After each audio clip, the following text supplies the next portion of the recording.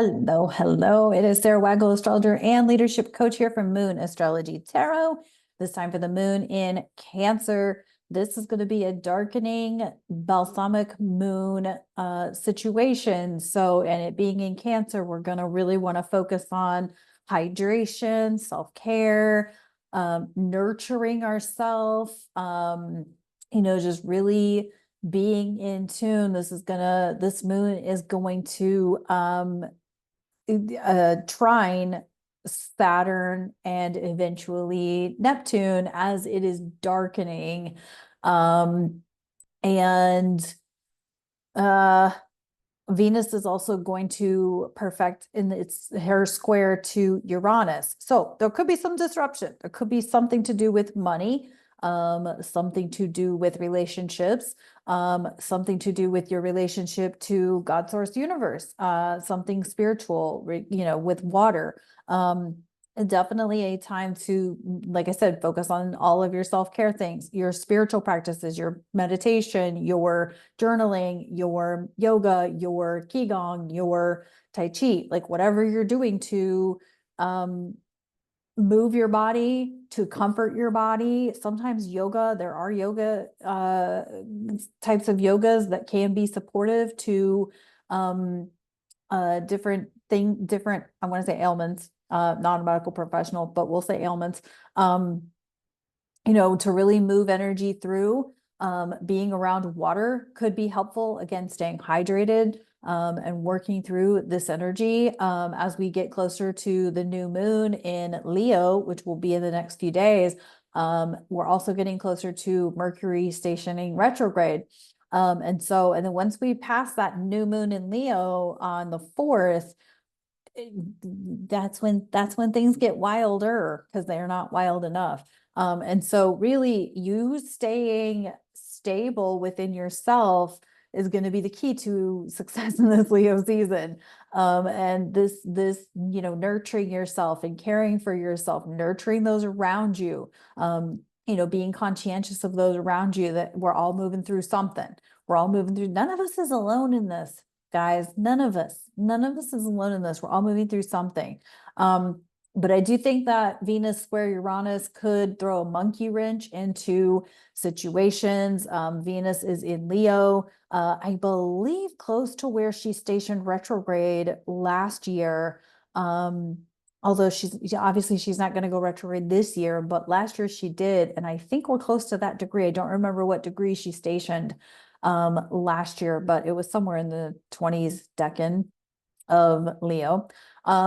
So who knows, we could see. I do feel like there's some energy around femininity and the feminine and divine feminine, and authentic feminine, and feel like things like that could be starting to surface as we move through this Leo season.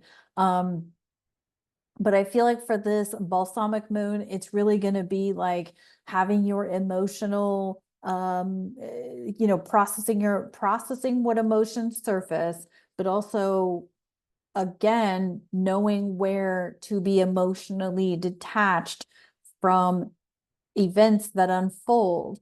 I keep going back to that Neptune at 29 degrees of Pisces and the ultimate deceptions and media deception and things like that. And Saturn's present there. So spiritual deceptions, knowing who you watch on the internet for spiritual content, myself included. I'm not off the hook here.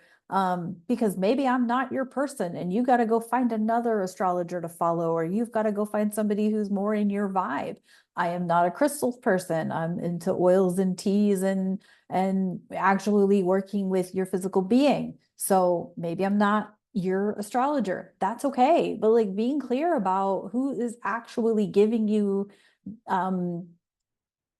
information that's supportive without being in a trauma bond or being deceived by, like, okay, so they're saying they're talking about the info, like maybe you're looking for a mundane astrologer who's talking about politics all day, all night. That's cool. But what I'm feeling here is like don't get lost in the sauce of like, well, that astrologer is saying what I want to hear. That spiritual teacher is saying what I want to hear, but it's not what you need to hear. Know the difference. There's a difference, right? Um, I appreciate having all kinds of different people in my life, but I especially like those people who call me out on my bullshit because I'm good at it. I'm good at getting lost in my own victim bullshit, right? I'm really good at it, trust me. And we all kind of are to a degree. And I feel like this is a time when we could all make a choice to not be enabled by listening to content or following a service provider or whatever, or spiritual guide or whatever, who's simply saying what do we want to hear. They're like, everything's okay, it's fine, nothing's different, nothing, it's all good, it's all good, you're gonna find the love of your life, all those things. And sure, you might, I'm not going to discount that, but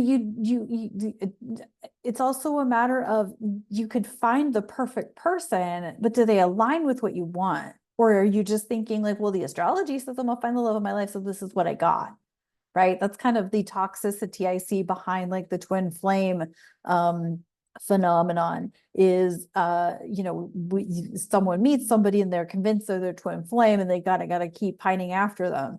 And so I was even in that rabbit hole for a long time and pined after a guy for years. Great guy, great friend, known him for like over 10 years. But man, for the first probably like, I don't know, 6 years we were friends, I was convinced he was my guy. He's not. It's all good. I still love him. I'm pretty sure he still loves me in whatever capacity that looks like for him. But that's kind of what I'm pointing at here, is like being discerning and critically thinking. Like, just because the astrology says you're going to have a relationship doesn't mean it's like the relationship, right? Doesn't mean that like you're going to get the new job, but if it's the job that doesn't align with you or doesn't fulfill your conditions of satisfaction, this is where all of that self-discovery that I've talked about most of this year comes into play. You can have a couple of women competing for you or a couple of men competing for you. It doesn't mean you have to be interested in either one of them, because neither one of them meets your conditions of satisfaction. Neither one of them is showing up to the plate like you need or want a guy to show or a woman to show up to the plate, right? You could have 3 job opportunities, but none of them is what you are actually looking for. So as we move into through this Leo season, like I really invite you to be discerning, be critically thinking, be in the know of, and don't settle for less than what you're actually looking for. Now, of course, there's compromise and things like that. Like, I'm not oblivious to those things, but you see what I'm saying here. Okay, I can kind of jump off my soapbox. But my point is I think a lot of people, when they get into spiritual work, like they want to listen to everyone and they find the person, and I did it too. Like, I listened to people for the longest time, and I've kind of outgrown some of the people who I started listening to when I started, doing this work. I've outgrown some of them I haven't, because they've grown too. And as they've grown, as have I grown. And so, you always want to be attentive to that. But there's also some astrologers or spiritual people that I listened to when I first got into this work that I no longer listen to, because they don't align. They're not in tune to what's actually going on in the world. And hopefully I'm in tune with what's going on in the world. I try to be. It's not always easy. And when timelines keep shifting and they keep coming up with new thingies, it's kind of hard to keep up. So I do my best. So hopefully that supports you in some way. All right, so let's get into the tarot and the ancestors and angels for this moon in Cancer. I think I just flipped a card. Or maybe not. Okay. All righty.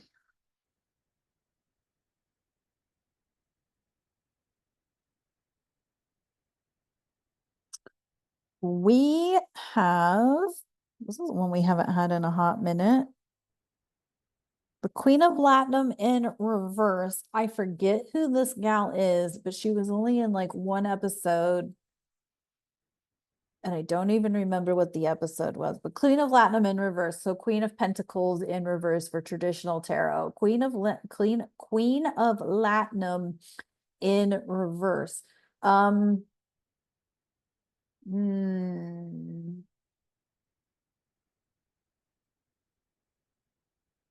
I feel like we're avoiding the most important stuff, and I do mean material stuff. Like we're this really could be we're so preoccupied with keeping up with the Joneses that we neglect um the things that really matter. This could also be like how you treat your technology. Like if you are, you know, if you use your phone, your smartphone, your iPhone as your means to get from point A to point B, like a GPS, for example, but you treat your iPhone like shit. You drop it, you don't give a fuck about it, you curse it, like I feel like that's what this is. Or we're more concerned with having like the big screen TV, but don't really care about the family videos, or making sure that you have appropriate clothes for the new job, or date worthy clothes, or things like that. And so, are we really attentive to the things that are the material things that are the most important? you know why do I have images? So I'm obsessed with Little House on the Prairie, but I always think about how in the hell did they put all of their possessions in a wagon along with their five family members, and like how did it all fit in a wagon, right? But like think about it, when they, not even the Amish today, but back in like the 19th century, when the pioneers were moving across the country on with a wagon alone. Like, how did they fit it all in a wagon? How did they do that? But they were picky choosy about what they were able to take with them, because there's always things you can pick up along the way. If I have been downsizing and purging, there were things I got rid of because I knew I could get those things. And to be honest with you, a lot of things that I purged, not only did I get a newer version of that same thing, or I got like a better, more more, I want accurate, but more like, a new, I don't want to say a newer model, but like something that served me even better. Do you know what I'm saying? So like you got rid of the bakeware or something like that, but then you realize that like, oh, you didn't really like that bakeware. You wanted the bakeware that came with the carrying case because you're always baking to take it to someone else's house, kind of thing. So, but I feel like it's like, with Venus squaring Uranus, it's being aware of what stuff really does matter to you. Does it really matter if you have a big screen TV or the latest video game, whatever system? Are we on PS5 or PS? What are the Xbox like saying? I don't know. I don't know a damn thing about video game thingies, consoles, but maybe it's like you don't even need the Xbox or the PS3. You need the greatest PC with the right video card to make that shit happen. I know some stuff. I just don't know what versions of stuff we're on. All right, let's see what's up with the angels and ancestors. All right, every video gamer is like, oh my God, she does not know. No, the last time I regularly played video games was in the early 1990s with Super Mario Brothers 1, the original. I still love it. I'd still play it. And Super Mario Brothers 3. I actually hated Super Mario Brothers 2. I couldn't make sense of it.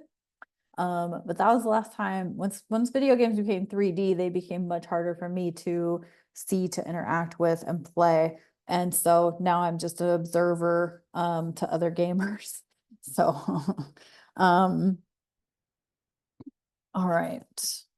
We got we got the shaman.